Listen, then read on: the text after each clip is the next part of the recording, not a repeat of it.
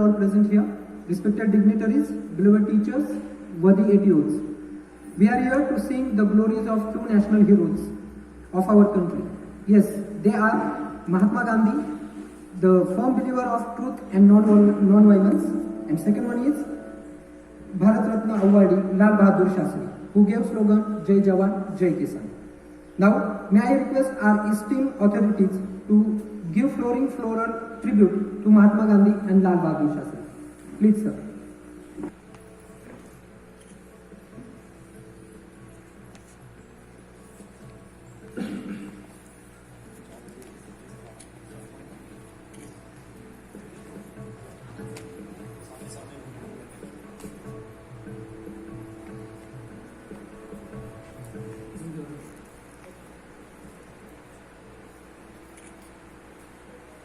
शास्त्री काफी यंग लग रहे हैं।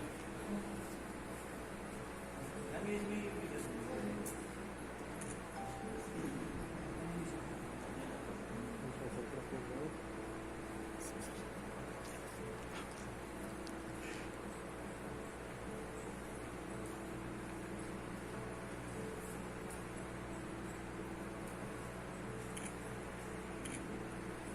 He was known for bringing a confluence between a real life and spirituality, and music was undoubtedly a part of it. On this very occasion, to remember Mahatma's most beloved hymns, I would like to call upon Srimati N.S. Dalal ma'am to sing a song. Please, ma'am.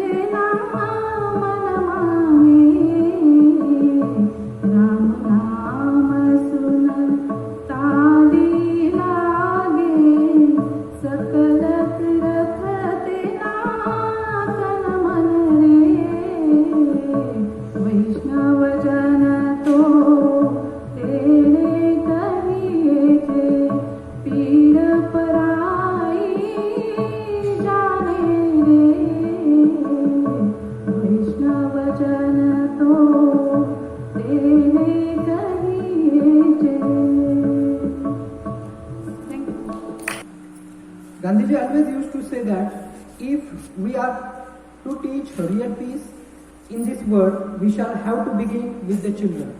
And it's right time for us to understand Gandhiji's message of peace and non-violence by Aram Dandi Sugam Salam.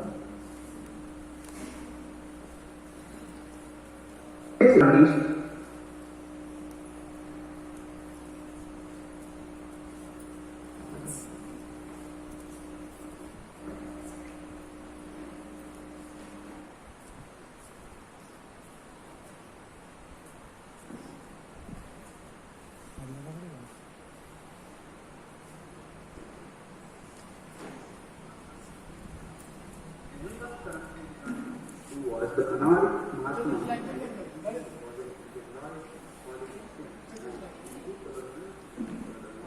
Gandhi came forward with a highly successful non-violent resistance against the British. Moreover, he is there was someone who created a great and impact on nations as Mahatma Gandhi did on India. Mohandas Karamchand Gandhi, who was the Anaric Mahatma, directed the movement for the Indian politician and anti-colonial. Furthermore, Gandhi came forward with a highly successful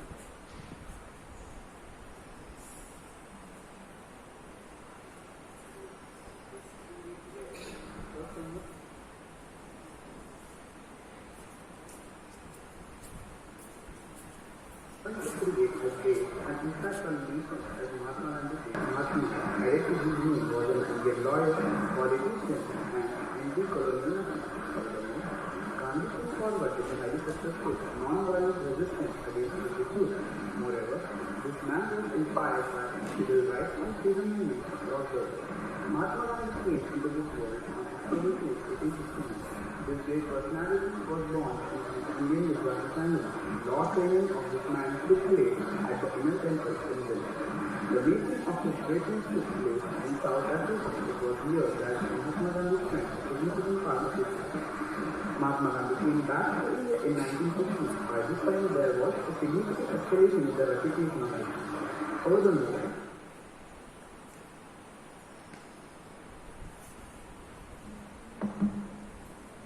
Gandhiji was the man of millennium. He said that there is no God higher than the truth. Thus, truth and non-violence were the weapons of Gandhiji. So, to remind us the great life of Gandhiji, I would like to request Shri U.K. Bachchau sir to share his thoughts about Bapuji. Respected dignitaries and my dear colleagues, today is the birth anniversary of Mahatma Gandhi. So it is the responsibility of every Indian to recall the principle of Mahatma Gandhi and his ideology.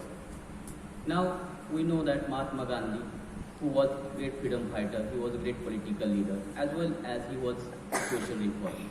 The contribution of Mahatma Gandhi in Indian freedom struggle was extraordinary. That's why we call him a father of nation. Mahatma Gandhi has given a great contribution for the upliftment of women, for the upliftment of scheduled caste people, as well as in the field of education. So Mahatma Gandhi, the principle of Mahatma Gandhi, the ideology of Mahatma Gandhi, is not only an inspiration to the past generation, but also it is an inspiration to the young generation. He was such a great leader whose philosophy is taught worldwide. There are many great leaders who have taken inspiration from his philosophy. For example, we can take the name of Nelson Mandela, whom we regarded as the father of Africa. He has also fought his war against colonialism, and he gave a freedom to his own country. In the same way, we can say that the philosophy of Mahatma Gandhi it is a need of today's.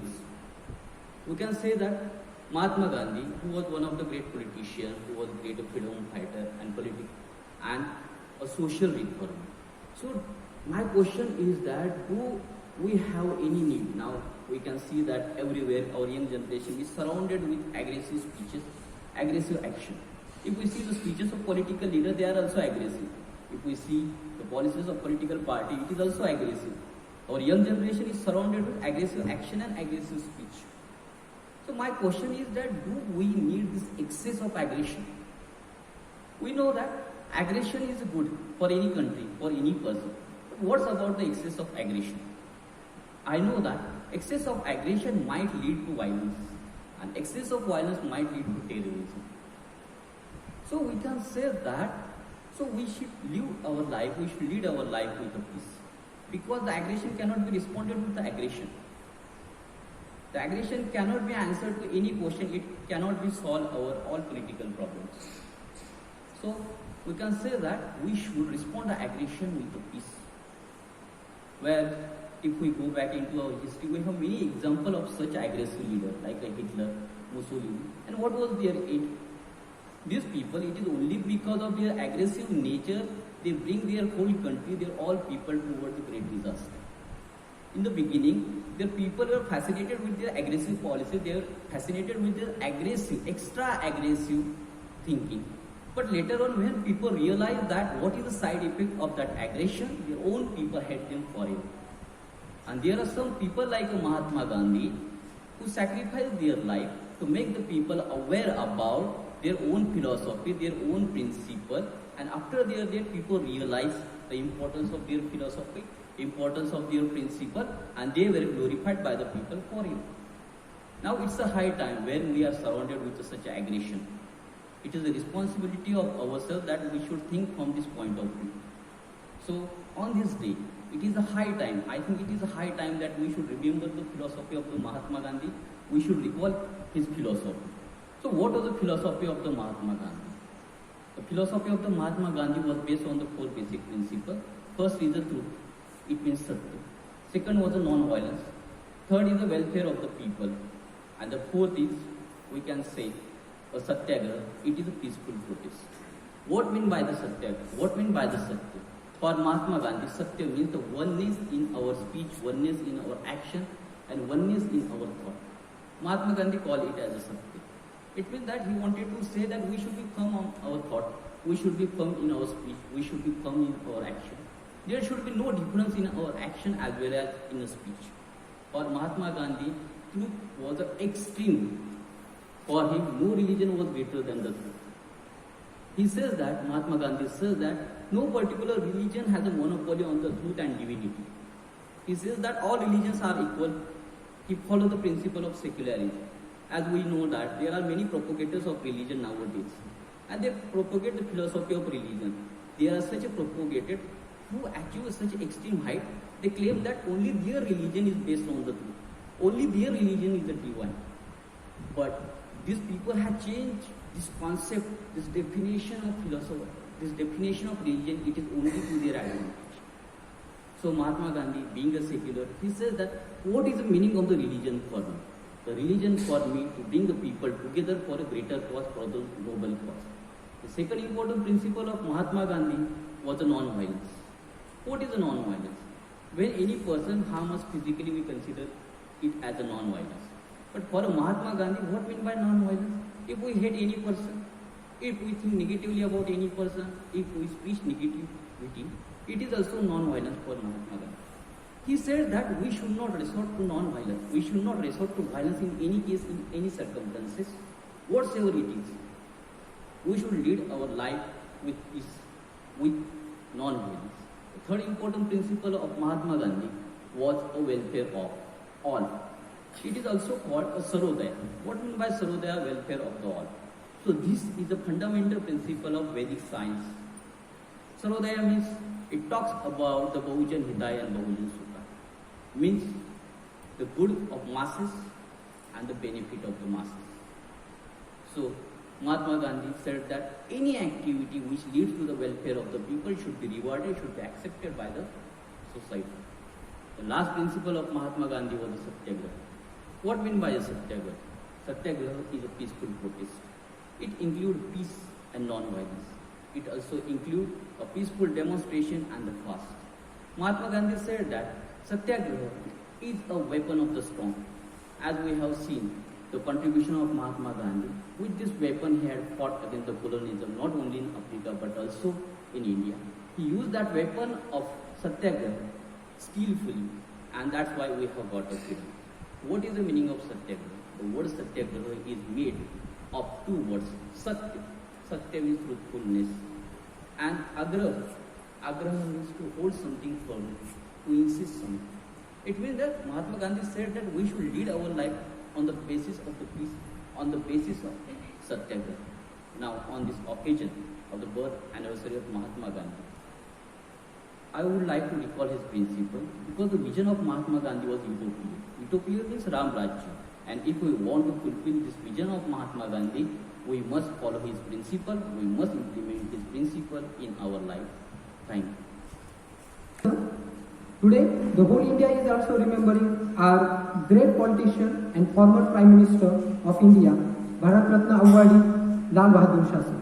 He supported India's White Revolution and the Green Revolution, which increased India's milk and food production. So, to know more about him, I would like to request Ramdandi Vasu Chaudhary to deliver his speech on virtual platform.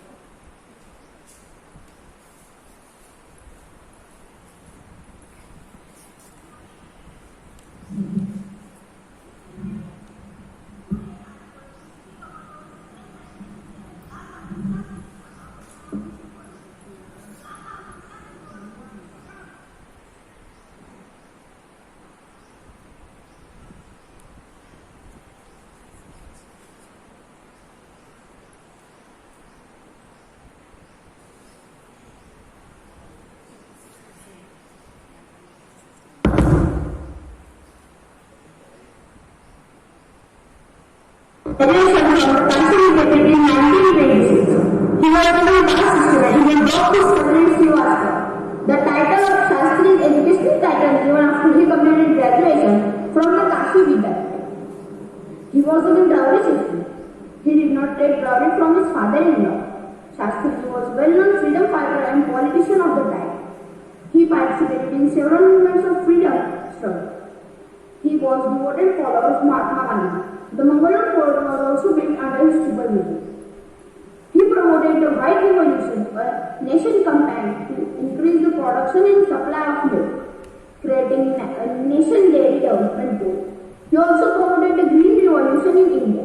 In 1965, it led to an increase in food grain production, especially in Punjab, Haryana and Uttar Pradesh. We celebrate his birthday to greatness of Nobel man. After India got independent in 1947, he got the post of Transport and Home Minister. In 1992, he became a Railway Minister. He got the post of Prime Minister after sudden death of Jawaharlal Nehru. He became a Prime Minister for only 18 months. He gave slogan Jai Jawan Jai Kisan, means health to soldiers and health to farmers. At the time of Indo-Pak War in 1965, became very popular. He was awarded the Bharat Ratna in 1966 posthumously. He was died on 11 January 1966 in Tashkent after signing Tashkent Pact. Shastriji was a man of honesty and simplicity. Yet he was a great personality. Lal Bahadur Shastri was a man of common people, had always worked to uplift them. By doing every possible thing, he always attempted to make India better. Every one of us is fortunate to have a hero like him. To all of us, he is an inspiration. Thank you. Lal Bahadur Shastri said that discipline and united action are the real source of strength for the nation. With this, he led and won the Indo-Pak War of 1965. Let's learn more about Bharat Ratna Award Lal Bahadur Shastri. I welcome Mrs. V.B. Domse ma'am. कार्यक्रम में उपस्थित सभी मान्यवरों को मेरा नमन। अपने देश की आजादी की रक्षा करना केवल सैनिकों का ही कर्तव्य नहीं, बल्कि ये पूरे देश का कर्तव्य है। ये बुलंद नारा लगाया लाल बहादुर शास्त्री जी ने। लाल बहादुर शास्त्री जी स्वतंत्र भारत के दूसरे प्रधानमंत्री रहे। लाल बहादुर शास्त्री जी का जन्म 2 अक्टूबर 1904 में मुगल शराय वाराणसी उत्तर प्रदेश में हुआ। उनके पिताजी का नाम शारदा प्रसाद श्रीवास्तव और माताजी का नाम राम दुलारी था। उनके पिताजी प्राथमिक विद्यालय में शिक्षक थे। दुर्भाग्यवश शास्त्री जी जब छोटे थे तभी उनके पिताजी चल बसे। लाल बहादुर शास्त्री स्वतंत्र भारत के दूसरे प्रधानमंत्री रहे। कद काठी में छोटे होने के बावजूद भी महान साहसी और प्रबल इच्छा शक्ति के वे व्यक्ति थे। शास्त्री जी ने काशी विद्यापीठ से शास्त्री की उपाधि हासिल की। शास्त्री की उपाधि हासिल करने के बाद उन्होंने अपने नाम से उनका श्रीवास्तव नाम हटा दिया, ताकि वो किसी विशिष्ट जाति को अनुसूचित नहीं करना चाहते थे। शास्त्री जी पे महात्मा गांधी जी का बहुत प्रभाव था। वो महात्मा गांधी जी को अपना राजनीतिक गुरु मानते थे। 1921 में जब गांधी जी ने ब्रिटिश सरकार के खिलाफ असहयोग आंदोलन छेड़ा, तब शास्त्री जी मात्र 17 साल के थे। गांधी जी ने देश के सभी युवाओं से सरकारी स्कूल, कॉलेजेस, सरकारी नौकरियां छोड़ के उनके आंदोलन में सहभागी होने के लिए आह्वान किया था। तभी शास्त्री जी ने स्कूल छोड़ दिया। इनके ये फैसले से उनके परिवार वाले, रिश्तेदार उनके खिलाफ थे, लेकिन वह अपने निर्णय पर अटल रहे और उसी दौरान उन्हें जेल भी जाना पड़ा। लेकिन उनकी कम उम्र को देखते हुए सरकार ने उन्हें छोड़ दिया। भारतीय स्वाधीनता संग्राम के सभी महत्वपूर्ण आंदोलनों में उन्होंने सहभाग लिया। स्वतंत्रता के बाद 1952 में जब पंडित जवाहरलाल नेहरू प्रधानमंत्री बने, तब उन्होंने शास्त्री जी को उनको केंद्रीय मंत्रिमंडल में रेलवे और परिवहन मंत्री के स्थान पर नियुक्त किया। उनकी साफ सुथरी छवि के कारण ही उन्हें 1964 में भारत देश का प्रधानमंत्री नियुक्त किया गया। 1965 में जब भारत के खिलाफ पाकिस्तान का युद्ध हुआ, तब उस युद्ध के दौरान उन्होंने सफलतापूर्वक वो युद्ध का नेतृत्व किया और इसी दौरान उन्होंने जय किसान जय जवान का नारा लगाया। जय जवान का नारा लगाते हुए उन्होंने देश के सीमाओं पर लड़ रहे हमारे सैनिक जवान भाइयों का हौसला बढ़ाया। तभी उन्होंने जय किसान का नारा लगाते हुए देश के जो किसान भाई हमारे अन्नदाता है उनका भी हौसला बढ़ाया। उनपे महात्मा गांधी जी के विचारों का बहुत प्रभाव था। महात्मा गांधी जी के बारे में बोलते हुए उन्होंने कहा था, मेहनत प्रार्थना के समान होती है। शास्त्री जी भारतीय संस्कृति की श्रेष्ठ पहचान है। ऐसी महान व्यक्ति की मृत्यु 11 जनवरी 1966 में दिल का दौरा पड़ने से हुई। उनको शतशः नमन। धन्यवाद। Today we remembered both the heroes with a deep sense of gratitude for everything they have done for the country. Now, without wasting much time, I kindly request our Commandant sir to please guide us on the occasion. Please sir. नमस्कार साथियों, थोड़ा सा मेरा गला खराब है, थोड़ा ही है, ज्यादा नहीं है, तो मेरी आवाज आप लोगों को क्लियर आ रही है। आज के दिन हमारे दो दिग्गजों का भारतवर्ष के ऐसे पुत्र हैं, भारत माता के ऐसे पुत्र हैं जिनका जन्मदिन है आज। ना कि पूरे भारतवर्ष में बल्कि अंतर्राष्ट्रीय स्तर में भी इन्होंने अपना भारत का और अपना नाम कमाया। सबसे पहले चलते हैं महात्मा गांधी की ओर। कई सारी चीजें आपको बताई गई इनके बारे में। इन्होंने एडवोकेट थे, ये बैरिस्टर थे उस टाइम साउथ अफ्रीका में। वहां पे इन्होंने देखा कि काले गोरों का बहुत भेद है। जो गोरे थे वो कालों को इंसान आदमी नहीं मानते। उन्होंने एज ए बैरिस्टर और एज अ ह्यूमन बीइंग इस मुद्दे को हाथ में लिया और अपार्थशिप, जो कि इस परंपरा को बोलते थे साउथ अफ्रीका में, इसको खत्म कर दिया। वहां कालों की भी इतनी इज्जत होने लगी जितनी गोरों को। हालांकि ये छुपाव में था।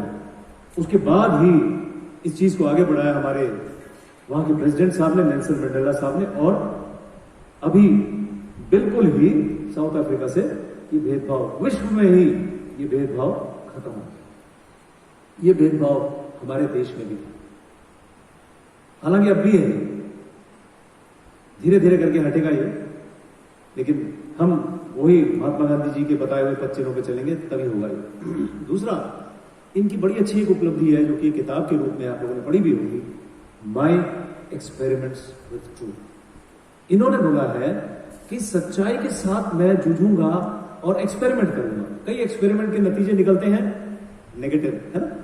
हमारा आरटीपीसीआर टेस्ट होता है पॉजिटिव नेगेटिव, तो इनके जितने नतीजे थे सच्चाई के साथ वो सब पॉजिटिव निकले। तो कहने का ये मतलब है, ये कहते हैं और अब सब मानते भी हैं कि सच्चाई की कहीं हार नहीं होती। अब सच्चाई के पथ में चले, आपको कोई पकड़ नहीं सकता, कोई टोक नहीं सकता, कोई कुछ बोल नहीं सकता। झूठ एक बोलेंगे, उस झूठ को कवर करने के लिए 10 झूठ हमने बोलने पड़ते हैं। हमारा प्रैक्टिकल एक्सपीरियंस है, हम बच्चों को सिखाते भी हैं और कहीं ना कहीं उन 10 झूठों में हम ही पकड़ेंगे। गांधी जी ने एक और बड़ी अच्छी मिसाल रखी। वो कहते थे, न सुन बुरा, न देख बुरा, न बोल बुरा। और इसको लोगों को सिखाने के लिए उन्होंने 3 बंदर का आकृति दी थी। अभी यहां पे मैं कुछ बोल रहा हूं आप लोगों से, आपने इतना ध्यान से नहीं सुन रहे, लेकिन एक बंदर मैं यहां ले आऊं तो आप सबकी नजर चली जाएगी, आप सब खुश हो जाएंगे कि बंदर क्या कर रहा है, सिर खुजा रहा है, ये कर रहा है, वो देखना बहुत हमें अच्छा लगता है। तो बंदरों के माध्यम से गांधी जी ने बोला ये मैसेज मैं पूरे भारतवर्ष को दे सकता हूं, और वो सफल भी रहे। देखिए हमारी भी सोच कैसी है, कोई एक व्यक्ति बोलेगा तो हम ज्यादा ध्यान नहीं दें, हाँ बंदर अगर बोलेगा तो ये क्या विचित्र चीज है, हमारी सोच ऐसी है। तो उसके बारे में बोलते हैं, और बड़ी अच्छी चीज है कि ना सोच बुरा, किसी के बारे में बुरा मत सोचो। आप बुरा सोचोगे आपको भी तकलीफ होगी, दूसरे के बारे में बुरा करोगे, सोचोगे, सुनोगे, आपको भी तकलीफ होगी, और इस चीज से किसी को फायदा नहीं होगा। ऐसी चीज जिससे आपको भी तकलीफ हो, दूसरे को तो हो ही हो, किसका फायदा होगा? न सोच बुरा, न सुन बुरा, न देख बुरा। ये 3 चीजें हैं महात्मा गांधी जी के। इसको कभी आप प्रैक्टिकल में अपनाओगे, थ्योरी में बहुत अच्छी लगती है, प्रैक्टिकल में अपनाओगे तो आपका जो हैप्पीनेस इंडेक्स है थोड़ा सा बढ़ जाएगा। ये मेरा दावा है। हम लोग किसी के बारे में बुरा सोचना, बुरी चीजों को देखना, इन चीजों में वक्त जाया करते हैं और नतीजा इसका 0 ही होता है, निकलता नहीं है कुछ। देख लीजिए कभी अपने खाली समय में जब आप एक कप चाय पी रहे अकेले बैठे, सोचिए इसे, आपको वहीं पे आंसर मिलेगा। गांधी जी ने एक और चीज बताई थी कि हम नॉन वायलेंस से काफी कुछ अचीव कर सकते हैं। आज देखिए अंतरराष्ट्रीय दिवस भी है उनके इस क्वालिटी पे, पूरा विश्व मना रहा है कि नॉन वायलेंट डे है। अभी आप लोगों ने वो पिक्चर भी देखी होगी मुन्ना भाई, देखिए उस पिक्चर में बड़े अच्छी तरह से डायरेक्टर ने दर्शाया है कि अगर हम नॉन वायलेंट तरीके अपनाएं तब भी काम बन सकता है, लेकिन उसमें हमारा पेशेंस चाहिए, हमें पेशेंस चाहिए। आजकल पेशेंस किसी के पास नहीं, सिर्फ आजकल जो पेशेंस है वो माँ के पास है कि मेरा बेटा अभी स्कूल से आएगा, मैं इसके लिए वेट करूंगी, इसको खाना खिलाऊंगी, फिर मैं वो पेशेंस सिर्फ आज माँ के पास है और किसी के पास नहीं। हम रोड पे देखते हैं किसी के पास पेशेंस नहीं, हम स्कूल में देखते हैं, कॉलेज में देखते हैं, हर मर्जा जिंदगी के देखते हैं, किसी के पास टाइम नहीं है, पेशेंस नहीं है। पता नहीं क्या करते हैं इतना टाइम। और जहां भी जाते हैं हमारे ये साथी सभी हम सब हर जगह लेट पहुंचते हैं, तो फिर टाइम की क्या कदर रहेगी? हाँ, सोचने वाली बात है। तो कहां थे हम? कहां थे? हाँ, आज के लिए तो मुन्ना भाई जो पिक्चर थी उसमें कोई पूछता है अपने उस हीरो को, बोला यार गांधी जी ने बोला था कि किसी ने एक थप्पड़ मारा तो दूसरा गाल भी आगे करते हो कि दूसरा थप्पड़ भी मार ले। बोले ऐसे थोड़ी काम चलेगा, अगर हम गांधी जी के उसूल में चलेंगे तो हम थप्पड़ ही खाते रहेंगे। बोला नहीं, एक थप्पड़ मारा तो दूसरा गाल आगे किया, दूसरा मारा, उसके बाद गांधी जी ने कुछ नहीं बोला, बोला जो करना है करो, है ना। सो थोड़ी देर पेशेंस रखिए, पेशेंस बहुत अच्छी चीज है। हम लोग सोचते हैं कि मेरे को क्यों नहीं मिल रहा, मेरे को क्यों नहीं मिल रहा, हमारी तनख्वाह क्यों नहीं बढ़ रही, हमारी तनख्वाह क्यों नहीं बढ़ रही, है ना, छुट्टी क्यों नहीं आ रही, कई सारी चीजें हम सोचते हैं। पेशेंट नहीं रहते, इम्पेशेंट रहते हैं। इम्पेशेंट में क्या होता है, हमारा बीपी बढ़ता है, हमारा पीस ऑफ माइंड खत्म हो जाता है, हम उसी चीज के उधेड़ बुन में या उलझे रहते हैं। तो अगर हम थोड़ा सा पेशेंस रखें हर चीज में, बहुत फायदा होगा, तसल्ली मिलेगी एंड सेटिस्फैक्शन मिलेगी। मेरा दावा है, गांधी जी तो बोल गए हैं, पर मेरा भी एक्सपेरिमेंट विद प्रैक्टिकल थिंग्स है। ओके, गांधी जी का यहां तक एक और दिग्गज है जिनके बारे में कम बोला जाता है, लेकिन इनका भी बहुत बड़ा रुतबा है हमारे देश के परंपरा में, देश के हिस्ट्री में। लाल बहादुर शास्त्री जी, दोनों ही आज के जिनका जन्मदिन है, ये बहुत ही नॉर्मल फैमिली से थे, बहुत बड़ी फैमिली से नहीं थे, बहुत अमीरी नहीं देखी है। गांधी जी तो बेचारे 2 कपड़ों में रहते थे।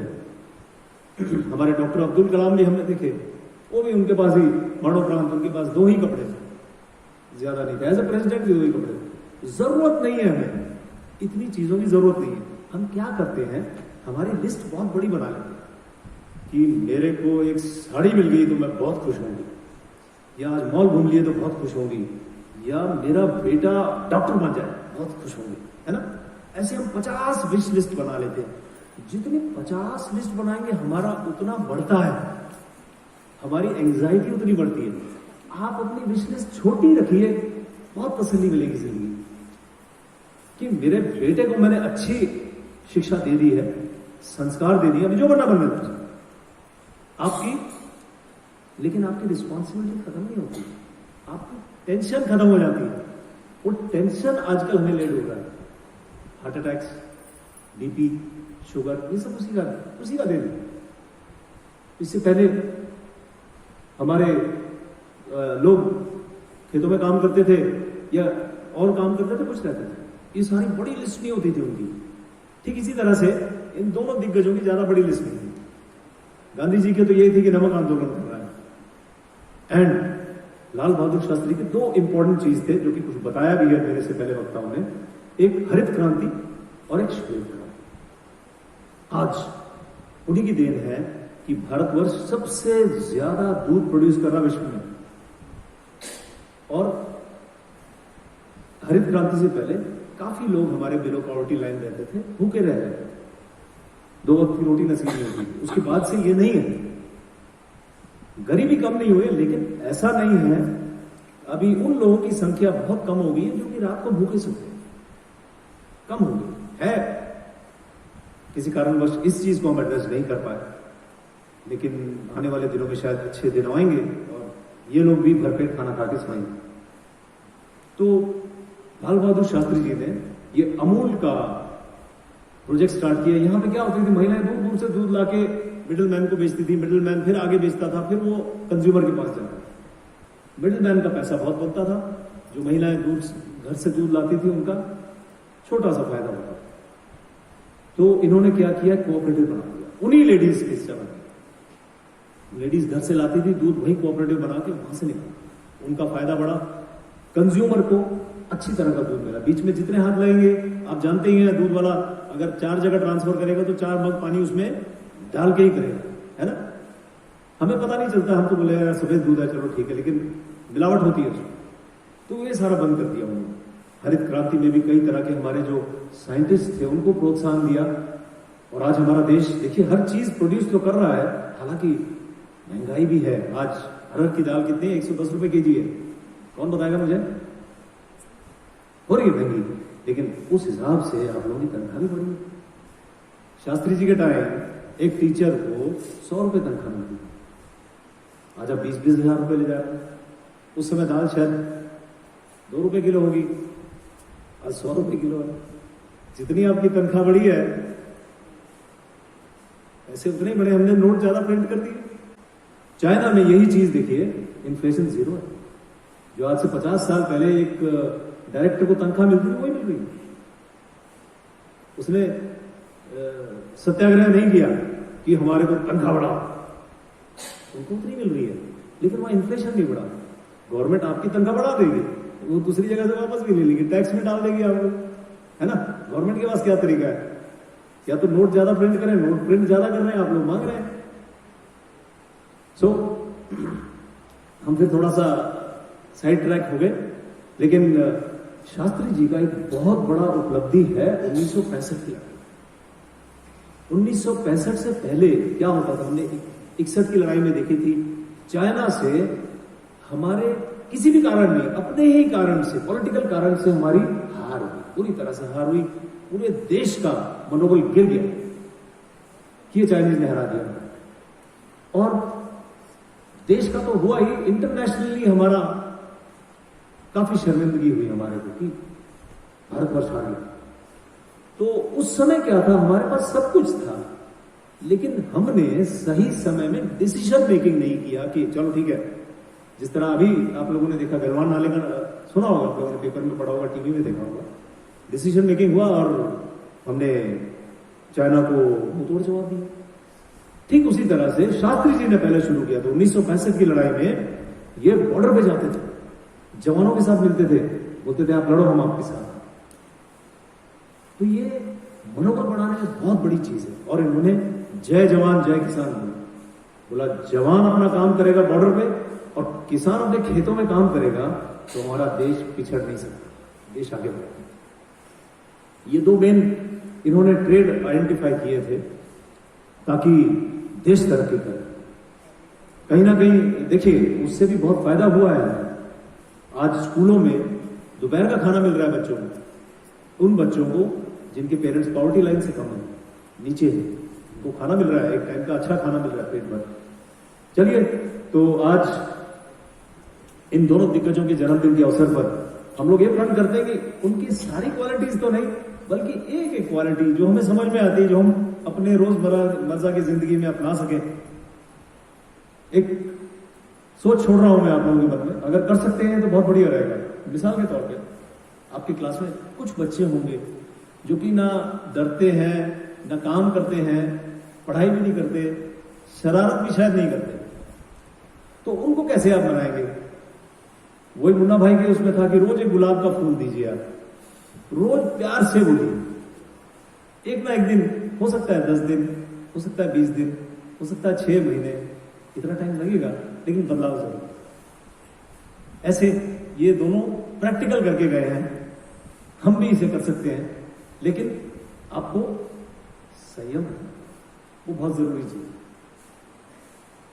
अगर वो कर लिया आपने तो आप भी बड़े खुश होंगे।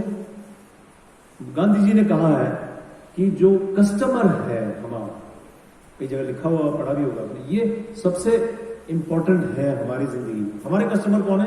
जिनको हम पढ़ा रहे हैं। अगर ये खुश हो, अच्छी जगह जाए, अच्छा काम करें, तो हमारी तरफ शायद मैंने जो बोला, अगर 1% भी आप लोगों को समझ में आया तो हम लोग सारी कोशिश करेंगे इनके बताए हुए रास्ते पे चले। मेरी आप सबसे शुभकामनाएं। जय Hind. Words of wisdom. Both Gandhiji and Lal Bahadur Shastri born on the same day but 35 years apart. Let's emulate their teaching and resolve to follow the path shown by both of them.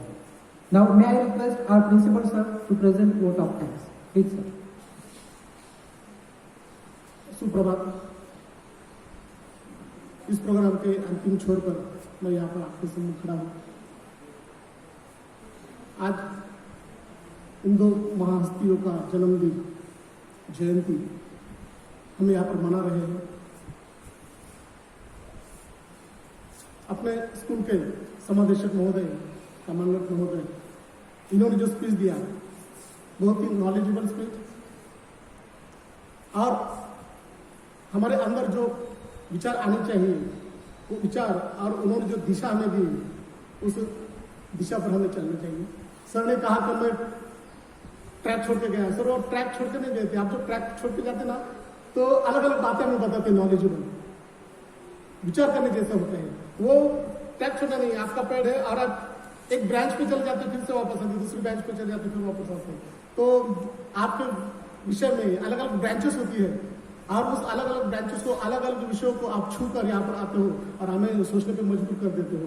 क्या ऐसा भी सोच सकते हैं, ऐसा भी हो सकता है। और आखिरकार रामदंडियों की प्रगति कैसी हो, वहां पर आके आपने सब्जेक्ट छोड़ दिया और हमें विचार करने को मजबूर किया कि हम रामदंडियों के साथ कैसा कर सकते। इस अनमोल विचार के लिए स्कूल की तरफ से मैं आपका आभार व्यक्त करता हूँ। उसी प्रकार जो दो स्पीकर्स, यूके बच्चा सर और भविष्य मैडम, बहुत ही अच्छे विचार आपने यहाँ पर प्रस्तुत किए। बच्चा सर ने तो कई बार अपने विचार यहाँ पर इस मंच से प्रस्तुत किए ही, लेकिन भविष्य मैडम ने आज पहली बार उनके विचार यहाँ पर प्रस्तुत किए। लेकिन नहीं लग रहा था कि आप पहली बार यहाँ पर आए हैं और आपकी मातृभाषा हिंदी नहीं है, ऐसा भी नहीं लग रहा था। बहुत ही अच्छी तरह से हिंदी भाषा में आपने अपने विचार यहाँ पर प्रस्तुत किए। आभार तो नहीं मानना चाहिए, लेकिन फिर भी एक अच्छे काम के लिए, रामदंडियों का हौसला बढ़ाने के लिए, अच्छा आइडियल उनके सामने प्रस्तुत करने के लिए आपका भी आभार यहाँ पर व्यक्त करता हूँ। उसी प्रकार वो दो रामदंडी जिन्होंने बड़ी मेहनत से स्पीच तैयार किए और सब रामदंडी के सामने, पेरेंट्स के सामने और सभी टीचर्स के सामने यहाँ पर प्रस्तुत किए, तथा जिन्होंने भी इस प्रोग्राम का आयोजन किया है, बहुत ही अच्छी तरह से आयोजन किया गया है। विशाल सर इसके इंचार्ज है और इसलिए आयोजक तथा जिन्होंने सिटी अरेंजमेंट किए, सीटीओ साहब और उनकी टीम, बहुत ही अच्छी तरह से यहाँ पर इस प्रोग्राम का आयोजन किया। सबका यहाँ पर आभार व्यक्त करता हूँ। जाने अनजाने में शायद कोई रह गया है तो उसका भी यहाँ पर आभार व्यक्त करता हूँ। लेकिन अंत में जिनकी वजह से हमें यह आज़ादी मिली है उनका आभार व्यक्त करता हूँ और उनको नमन करता हूँ मेरी लिखी हुई इस कविता द्वारा। ये 8 साल पहले मैंने एक कविता लिखी थी सर, एक पेश कर रहा हूँ सर, और उसकी धुन भी मैंने बनाई है।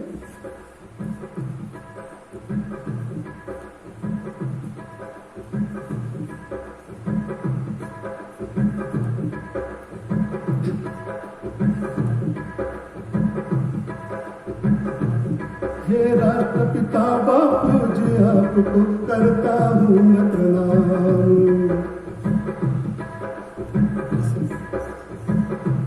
हे राष्ट्रपिता बापू जी आपको करता हूँ मैं प्रणाम। युगों युगों तक अमर रहेगा, युगों युगों तक अमर रहेगा बापू जी का नाम। युगों युगों तक अमर रहेगा बापू जी का नाम। हे राष्ट्रपिता बापू जी आपको करता हूँ मैं प्रणाम। हे राष्ट्रपिता बापू जी आपको करता हूँ मैं प्रणाम। सत्य अहिंसा की राह पे आपने चलना सिखाया, सत्य अहिंसा की राह पे आपने चलना सिखाया। आजादी क्या होती है ये आपने हमें दिखाया, आजादी क्या होती है ये आपने हमें दिखाया। बिना कोई हथियार लड़ा है, बिना ढाल तलवार लड़ा है, बिना कोई हथियार लड़ा है स्वतंत्रता संग्राम। बिना ढाल तलवार लड़ा है स्वतंत्रता संग्राम। हे राष्ट्रपिता बापू जी आपको करता हूँ मैं प्रणाम। हे राष्ट्रपिता बापू जी आपको करता हूँ मैं प्रणाम।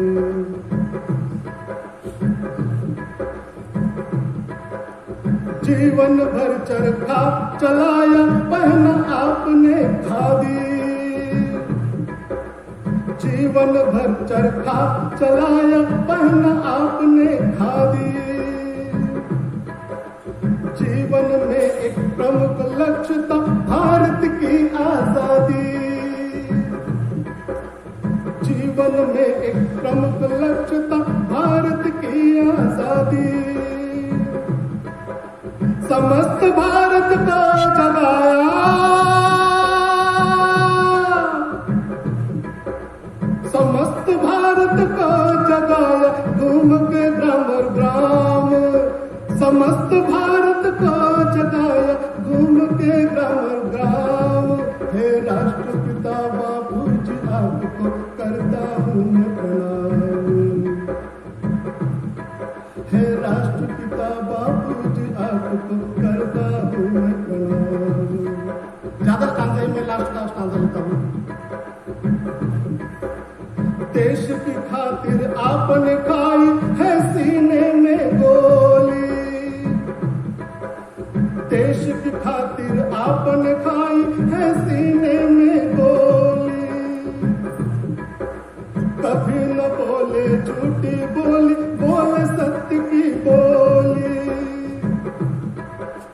कभी न बोले झूठी बोली, बोले सत्य की बोली।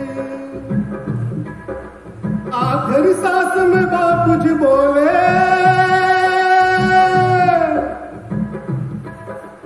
आखिरी सांस में बापू जी बोले दो शब्द हे राम।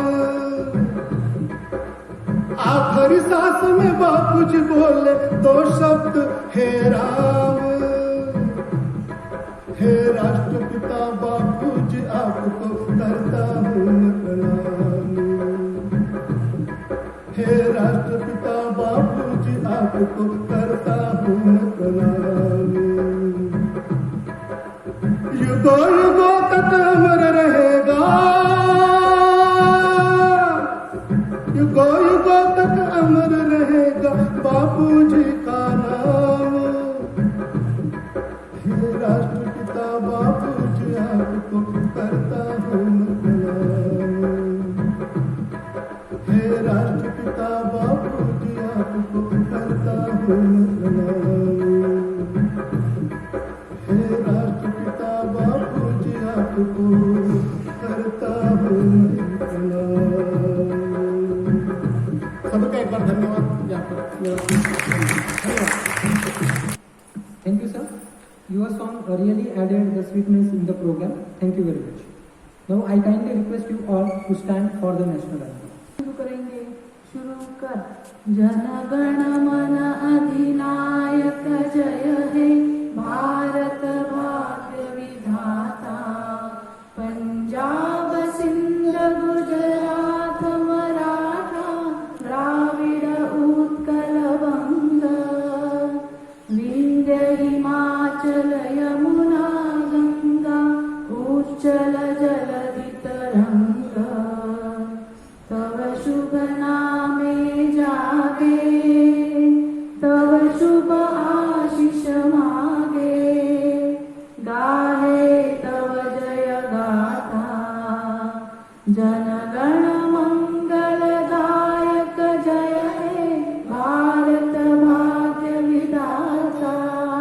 जय हे, जय हे, जय हे, जय जय जय जय हे। भारत माता की जय, भारत माता की जय, भारत माता की जय। जय हिंद। आज हमें यहाँ पे हाई टी रखा गया है